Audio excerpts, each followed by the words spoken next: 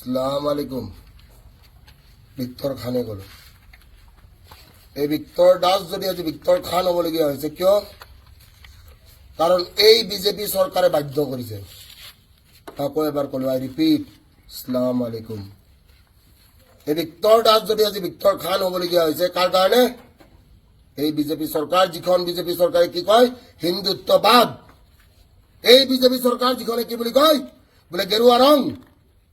কিন্তু এই বিজেপি চৰকাৰে কি কৰিলে আমাক নোৱা কৰি পেলালে মই টুপি পিন্ধা আপোনালোকে দেখিছে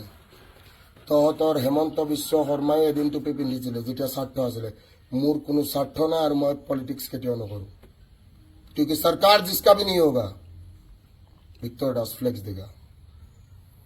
দ্বিতীয় প্ৰশ্ন যোৱাকালি ৰাতিৰ কাহিনী সকলোৱে দেখিছে শুৱালকুছিৰ ল'ৰা কেইটামানে আহি আমাৰ গেট ভাঙি থৈ গুচি গৈছে মোৰ মাক কি কৰিছে মাক এটেক কৰিব চেষ্টা কৰিছে কিন্তু কি 100ত ডায়াল কৰাৰ পিছত 100ত মোক কি কৰিছে ব্লক কৰিছে গাৰ্লফ্ৰেণ্ডে ব্লক কৰিলে ভাল লাগে 100ত ব্লক কৰি দিছে 100 ইমাৰ্জেন্সি নাম্বাৰ ঠিক আছে তৃতীয় প্ৰশ্ন ভিক্টৰ দাসে আগন্তুক কি কৰিব ভিক্টৰ দাসে ভিক্টৰ খানক এটাই মেছেজ দিব যে কি ঘৰত থাক আৰু ঘৰত থাকি দুনিয়া কেনেকৈ হিলাব পাৰিব মই শিকাম জয় অসম হিন্দু মুসলিম বুলি কথা নাই জয় অসম সদায় কম আৰু ভিক্টৰ সেনা জিন্দাবাদ था ভিক্টৰ সেনা জিন্দাবাদ है और ভিক্টৰ সেনা জিন্দাবাদ रहेगा ঘৰত থাক ভালকে থাক বাকি মই শিকাম গোটেই সিস্টেম মোৰ হ'ব হস্পিটালো মোৰ হ'ব